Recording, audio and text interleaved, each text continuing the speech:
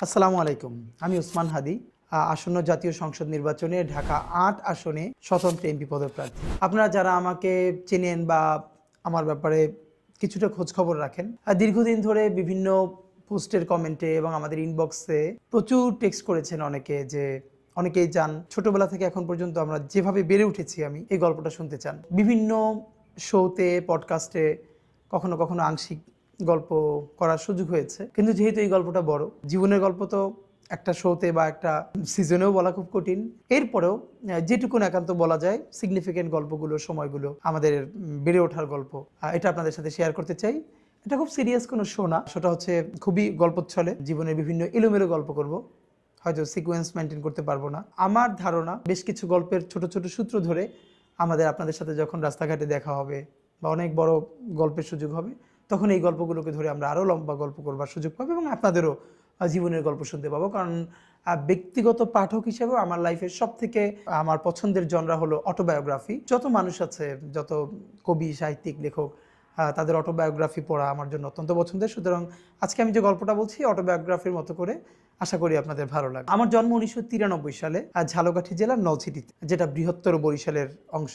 আমার আব্বা আমার নলছিটি উপজেলা শহরের মাদ্রাসার ভাইস প্রিন্সিপাল ছিলেন এবং শহরের খুবই বহুল পরিচিত মসজিদ খাসমহল জামে মসজিদের ইমাম ও খতিব ছিলেন। আব্বা ইন্তেকাল করেছেন 2012-তে এবং আব্বা যখন ইন্তেকাল করেন তখন ধর্মীয় ঘরানার বাইরে অনেকগুলো সামাজিক সংগঠনের সভাপতি ছিলেন এবং আমার কমিউনিটিতে আমার আব্বা অত্যন্ত সম্মানিত একজন আলেম ছিলেন এবং যে অর্থে আমরা অ্যাক্টিভিস্ট বলি, বিভিন্ন সামাজিক অসঙ্গতি এর বিরুদ্ধে আজীবন তিনি আমার কমিউনিটির সব থেকে সোচ্চার এবং প্রতিবাদী মানুষ ছিলেন। তার নাম শরীফ মাওলানা আব্দুল হাদি। আমার উপজেলাতে যে কেউ তাকে হাদি হুজুর নামে চিনবেন আশা করি ইনশাল্লাহ। আমার মা বেঁচে আছেন, তার জন্য দোয়া চাই। আমার মা একজন হাউসওয়াইফ। মায়ের গল্প অন্য একদিন কোনো দিন বলবো, যে মা যেহেতু এখনো আছেন। আব্বার গল্প বেশি বলি এই জন্য বিভিন্ন জায়গায়, যে আব্বা নাই তো, যে যখন থাকে না তার অনুপস্থিতি বেশি টের পাওয়া যায়। এই জন্য হয়তো দেখবেন আমি কখনো সুযোগ পেলে আব্বার গল্প এই জন্য বলি যে এছাড়া আমার ব্যক্তিগত জীবনে আব্বার ইম্প্যাক্ট ভীষণ ভীষণ প্রভাব আমার জীবনে, আমাদের ভাই বোনদের জীবনে। আমরা 6 ভাই বোন, আমি সবার ছোট। আমার সবার বড় বোন, তার হাজব্যান্ড তিনি একটি মাদ্রাসার প্রিন্সিপাল নলছিটিতেই। তারপরে আমার বড় ভাই ডক্টর মাওলানা আবু বকর সিদ্দিক। আমি ইচ্ছে করি আজকে খুব একদম খুঁটিয়ে খুঁটিয়ে বলছি, যাতে করে আপনারা আর কোনো মানে না থাকে যে এই ব্যাপারটা জানতে পারলে ভালো হতো। ডক্টর মাওলানা আবু বকর সিদ্দিক উনি বরিশাল শহরে বাঘিয়া আলামিন কামিল মাদ্রাসার প্রিন্সিপাল এবং বাংলাদেশের অত্যন্ত কয়েকটা খুব দৃষ্টিনন্দন এবং গুরুত্বপূর্ণ মসজিদের একটি হচ্ছে বাইতুল আমান জামে মসজিদ বরিশালে, যেটা সারা বাংলাদেশ থেকে মানুষ ওখানে নামাজ পড়তে যান অনেকেই, তো সেটারও খতিব। তারপরে আমার বোন, যার বাসায় থেকে আমি, তিনি ঢাকাতেই থাকেন এবং আমার দুলাভাই একটি প্রাইভেট ফার্মে জব করেন দীর্ঘদিন ধরে। আমার এই বোনের বাসা থেকে আমি মূলত ঢাকা বিশ্ববিদ্যালয়ে পড়াশোনা করেছি। তারপরে আমার আরেকজন বোন, তিনি শিক্ষক, নলছিটিতেই থাকেন। তারপরে আমার আরেক ভাই, তিনি হচ্ছেন ইন্টারন্যাশনাল মেডিকেল ট্যুরিজম করেন, ঢাকাতেই থাকেন। এবং সর্বশেষে আমি। গল্পচ্ছলে এই জন্য বলা যে আলহামদুলিল্লাহ আমার পরিবারের যদি এক কথায় বলি, আমার পরিবারের মানে আমরা 6 ভাই বোন, আমার আব্বা আম্মা, এর বাইরে আমার নানার কথা যদি বলি, তিনি পুরো বরিশালের একজন বিখ্যাত আলেমী দ্বীন ছিলেন। দেওবন্দ থেকে উনি পড়াশোনা শেষ করে বরিশালের একটি বড় মাদ্রাসার মুহাদ্দিস ছিলেন। দক্ষিণবঙ্গে ওনার হাজার হাজার স্টুডেন্ট আছে এবং উনি খুবই সম্ভ্রান্ত একজন আলেম ছিলেন বরিশাল শহরের। আমার নানার দিকের মানে মায়ের দিকের যত আত্মীয় স্বজন, আমার বাবার দিকের, আমার দাদা বাড়ির যত আত্মীয় স্বজন, মানে আমাদের পরিবারটা পুরো একটা শিক্ষক পরিবার। এই জন্য বলা যে আমার মানে আমরা 6 ভাই বোন, আমার আব্বা, তারপরে আমার দুলা ভাইয়েরা, এরা তো ম্যাক্সিমামই টিচারের বাইরেও আমার চাচা, ফুপা, এদের প্রায় সবাই শিক্ষক। আবার আমার নানা বাড়িরও আমার খালুরা, আমার মামারা, এরাও প্রায় সবাই শিক্ষক। সেই হিসেবে একদম মানে আমাদের পুরো জার্নিটাই একটা শিক্ষক পরিবারের সাথে, শিক্ষক পরিবারে বেড়ে ওঠা। পড়াশোনার ক্ষেত্রে একটু যেটা বলা যে আমি জীবনে যদি খুব ব্লেসড, আল্লাহ তাআলার ভীষণ রহমত প্রাপ্ত একজন আমি মনে করি। এই জন্য কারণ আল্লাহ অনেককেই ভালো পরিবার দেয়, ভালো শিক্ষা প্রতিষ্ঠান হয় না। আবার ভালো পরিবার এবং শিক্ষা প্রতিষ্ঠান হয়, অনেকের জীবনে খুব ভালো বন্ধু হয় না। আমি সম্ভবত আল্লাহর সেই সব রহমতপ্রাপ্ত বান্দাদের একজন, যার প্যারালালি আমি জীবনের শ্রেষ্ঠ 3টা জিনিস পেয়েছি। প্রথমত আমার পরিবার। এই জন্য বলা যে মানে শুধু পরিবার না, যে আমার আজকের যে গ্রুমিং, আজকের যে বেড়ে ওঠা, এর বুনিয়াদটা পরিবারে। শুধু পরিবারে না, চর্চাটা ভীষণভাবে। এরপরে আমার শিক্ষা প্রতিষ্ঠান, যেটা নিয়ে একটু পরে লম্বা গল্প করব। এর সাথে আমি যাদের কথা আজকে বলতে চাই, আমার বন্ধুরা। সেই ছোটবেলা থেকে আজ পর্যন্ত আমি এত ভালো বন্ধু জীবনে পেয়েছি, যারা এখন অনেকেই সারা বাংলাদেশের অনেকে ইউনিভার্সিটির টিচার, ডাক্তার, ইঞ্জিনিয়ার, বিভিন্ন জায়গায় অনেকে চাকরি বাকরি করছেন, যে যার জায়গায় খুব বেশি দেশের জন্য কন্ট্রিবিউট করছেন। তো আমার বন্ধুরা, এবং ছোটবেলা থেকে আজ পর্যন্ত যারা আমাকে ভীষণ ভীষণ ভীষণ ভালোবাসে, সাপোর্ট করে। তো যেটা আমার জীবনের সব থেকে বড় আনন্দের, আমরা বিশেষ করে ভাই বোন, আমরা সবাই, আমরা 6 ভাই বোনের মধ্যে 4 ভাই বোনই হোস্টেলে থেকে পড়াশোনা করেছি। আমারটা একটু পরে বলছি। আমার বড় ভাই, তিনি একই সাথে মাদ্রাসা থেকে কামিল পাশ করে বোর্ড স্টান করেছেন প্রতিবারে।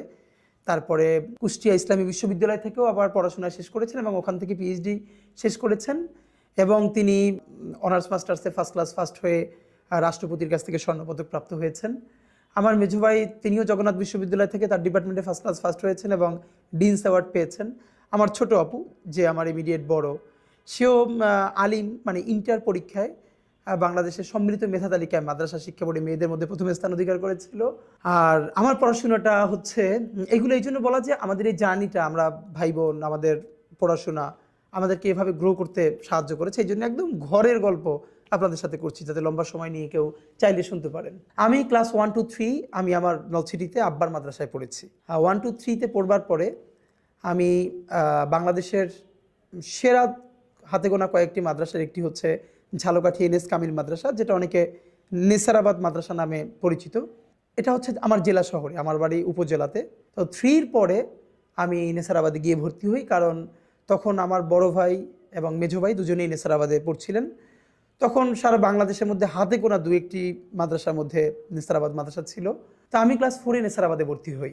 তো তার আগে 1 to 3 ছোট কিছু যে গল্প বলে যাওয়া দরকার। আব্বার মাদ্রাসায় পড়েছি, বাসা থেকে, যেহেতু আমাদের বাসা নলছিটি শহরেই ছিল, একদম মাদ্রাসা থেকে কাছে। আর আব্বা সবার কাছে অত্যন্ত সম্মানিত ব্যক্তি হবার কারণে, এবং আমার ভাই বোনরাও সবাই পড়াশোনায় ভালো থাকার কারণে, এবং মানে সবাই সমাজে আমাদেরকে ভীষণ ভালোবাসতো, আদর করতো। আমরা ভীষণ স্নেহ পেয়ে বড় হয়েছি পুরো সোসাইটির। তো আমি এখন যে গল্পটা সবথেকে আমার জন্য গুরুত্বপূর্ণ, সেটা হলো এই যে অনেকেই জিজ্ঞেস করে যে আমাদের এই যে আজকে পলিটিক্যাল কনসাসনেস এটা গ্রো করলো কিভাবে। আমি এটা অনেকবার বলেছি বিভিন্ন সাথে, আজকেও বলি যে আমার পলিটিক্যাল গ্রুমিংয়ের সাথে বিএনপির নামটা ভীষণভাবে জড়িত। নলছিটিতে কুড়িপট্টিতে আমাদের বাসা ছিল, যেটা নদী ভাঙনে আমাদের বাড়িটা ভেঙে গেছে। এটা আমাদের জীবনের বড় ট্র্যাজেডি। কুড়িপট্টিতে আমাদের বাসা থেকে 1 মিনিট দূরত্বে আমাদের উপজেলা বিএনপির অফিস ছিল। এবং আমার খুব মনে আছে যে আমার সাথে বন্ধুরা যখন দিনে খেলাধুলা করতে যেত, অফকোর্স আমিও খেলতে যেতাম, কিন্তু দেখা গেছে অন্য গল্প বা আড্ডার সময় আমি কম যেয়ে আমি বিএনপি অফিসে গিয়ে বসে থাকতাম। বড় ভাইয়েরা, ছাত্রদলের বড় ভাইয়েরা গল্প করতেন, বিভিন্ন পলিটিক্যাল গল্প করতেন, আমি বাসায় বসে সেই গল্প শুনতাম। সুবিধা ছিল যেহেতু আব্বাকে সবাই খুব সম্মান করতো, আমাদের পরিবারের একটা আমাদের প্রতি সবার ভালোবাসা ছিল। তা আমি গেলে সবাই পার্টি অফিসে আদর করতো, বসতে দিত। তো আজকে আমার খুব মনে পড়তেছে যে আমি তো প্রচুর চা খাই। এই কথাটা মানে এখন বলতেছি এই জন্য যে আমার সাথে যারা থাকে আপনি জানেন যে প্রচুর চা খাই। তো সেদিনকে কিছুদিন আগে শাহবাগে সকালে গেছি একটা কাজে, দেখি 7-এর বা 6-এর একটা মেয়ে ওই স্কুলে যাবে, দাঁড়িয়ে আছে ওখানে ও গার্ডিয়ানের সাথে। তো মনে হয় সম্ভবত বাস আসতে দেরি করতেছে, স্কুল বাস। ও ওখান থেকে চা কিনে চা খাচ্ছে। আমার দেখে এত শান্তি লাগছে, আমি ওরে গিয়ে বললাম তুমি আর 1 কাপ চা খাবা, আমি কিনে দিই, আমার খুব দেখতে ভালো লাগতেছে। এর কারণ আমি সম্ভবত মানে আমার লাইফের গল্প বললে চা খাওয়ার গল্প না বললে আসলে কমপ্লিট হবে না। আমি যখন 2 বা 3-তে পড়ি তখন আমার মনে আছে আমাদের এলাকায় 2 ধরনের চা, মানে বলতো যে সিঙ্গেল চা, ডাবল চা। সিঙ্গেল চা 1 টাকা, মানে হাফ কাপ বা একটু বেশি, আর ডাবল চা 2 টাকা। তো সেই আমলে আমি কাউরি দেখিনি আমার বয়সের যে দোকানে গিয়ে চা খেত। আমি দোকানে যেতাম, ডাবল চা নিতাম এবং পিরিচের উপরে চা ঢেলে পায়ের উপরে পা তুলে তারপরে খেতাম ক্লাস 2-তে 3-তে। বড়রা আমার দিকে তাকাই দেখতেন, আমার ভীষণ ভালো লাগতো যে আমি দোকানে চা খেতে যাচ্ছি। তো সেই যে চা খাওয়া শুরু, তারপর থেকে তো মানে এখন পর্যন্ত চায়ের উপরে আছি।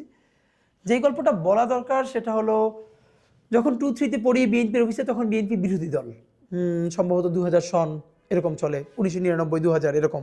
তখন মানে দেশে যে রাজনীতির পরিবেশটা ছিল, এইটা আমি এখন খুব আঁচ করতে পারি এই জন্য যেহেতু আমার একটা মফস্বল শহরে বেড়ে ওঠা। তখন যখন হরতাল হতো, বিএনপি যখন বিরোধী দল হিসেবে হরতাল ডাকতো, আপনারা আমার ধারণা যখন সেই সময়টা বড় হয়েছেন, মানে আমি যখন আমার শৈশবের কথা বলছি তখন আপনারা যারা আরও বড়, তখন নিশ্চয়ই এই গল্পগুলো রিলেট করতে পারবেন। আমি তখন মনে আছে যে হরতাল ডাকলে দুটো কাজ হতো। হরতালের আগের দিন সন্ধ্যার পরে আমাদের শহরে মশাল মিছিল হতো, বিএনপির পক্ষ থেকে হরতাল সফল করবার জন্য মশাল মিছিল করা হতো, এবং আগের দিন টেম্পুতে করে মাইকিং করা হতো আগামীকালকের হরতাল সফল হোক সফল হোক। আমার দুইটা ব্যাপার খুব মনে আছে। একটা হলো আগের দিন যখন মাইকিং করা হতো টেম্পুতে আগামীকালকের হরতাল সফল হোক সফল হোক, আমিও বড় ভাইদের সাথে টেম্পুতে উঠে যেতাম এবং আমি তাদের সাথে পাশে বসে মাঝে মধ্যে এরকম বলতাম। তখন আমার বলতো, যখন গ্রামের দিকে যেত যে তুমিও বলো, তখন আমি মনে আছে আমি ক্লাস 3-তে পড়ি, আমিও মাইকে বলতাম যে আগামীকালকের হরতাল সফল হোক সফল হোক। সন্ধ্যার পরে মশাল মিছিলটা আমার জীবনে ভীষণ ইম্প্যাক্ট ফেলছে। আপনারা জানেন যে আমরা যখন এই সময়টা বড় হয়েছি, মফস্বল শহরে নিয়ম ছিল বিকেলে যেথায় যাই খেলাধুলো করি, মাগরিবের আজানের সাথে সাথে বাসায় ফিরতে হবে। তো মশাল মিছিল যেদিন হবে আমার তো সেই মিছিলে থাকতেই হবে এবং দেখতে হবে। তো বাসায় ফেরা যাবে না এবং না ফিরলে তো অবশ্যই মার খেতে হবে। সেই মাইরের ঝুঁকি নিয়ে আমি বিএনপির অফিসে বসে থাকতাম। সন্ধ্যার পরে মশাল মিছিল শুরু হতো, সেই মশাল মিছিল করতাম। আবার লুকাই লুকাই করতে হতো, কারণ এর মধ্যে আব্বা বা বাসার অন্যরা দেখে ফেললে তো ধরে ফেলবে। তো মশাল মিছিল শেষে সবাই যখন বাসায় ফিরতো, আমি ফিরতাম না। এর কারণ হলো নলছিটির চৌমাথা আছে, যেখানে মিছিলটা শেষ হয়ে সংক্ষিপ্ত একটা বক্তৃতা হতো, সেখানে খুব কম লোক থাকতো, 20-30 জন। ওইখানে আবার কয়েকজন সংক্ষিপ্ত বক্তৃতা করে প্রোগ্রামটা শেষ করতেন। আমার ভীষণ মনে আছে একজনের কথা, আমি অনেকবার বলেছি। তখনকার নলছিটি ছাত্র দলের সভাপতি তৌহিদ আলম মান্না ভাই, বক্তৃতা এবং স্লোগান যে একটা আর্ট হইতে পারে, এটা আমি জীবনের প্রথমে মান্না ভাইকে দেখে আমার মনে হয়েছে। তখন আমি মনে হয় 2-3-তে পড়ি। মান্না ভাই যখন মিছিলে স্লোগান দিত, আমার মনে আছে আমি বাসায় এসে ওই স্লোগান প্র্যাকটিস করতাম। বিশেষ করে সন্ধ্যার পরে মশাল মিছিলে পরে মান্না ভাই চৌমাথায় যখন তিনি বক্তৃতা করবেন, এইটা শোনার জন্য আমি দাঁড়াই থাকতাম। এবং এখন আমি কানেক্ট করতে পারি যে এই যে বক্তৃতা আমার কাছে ভালো লাগে, সেইটা আমার তখন থেকে বোঝা শুরু। কারণ আমার বয়সে তখন আমি কাউকে দেখি নাই বক্তৃতা শোনার জন্য দাঁড়াই আছে। মান্না ভাই যে বক্তৃতা করতেন, এরপরে রাত্রিরে বাসায় ফিরতাম। আমরা ফ্লাস্ক, আপনারা জানেন ফ্লাস্ক ভেঙে গেলে ফ্লাস্কের উপরে যে মানে কি বলবো যে খোসাটা আছে, এইটা মুখের দ্বারে ধরে কথা বললে অনেক শব্দ হয় মাইকের মতো কাছাকাছি।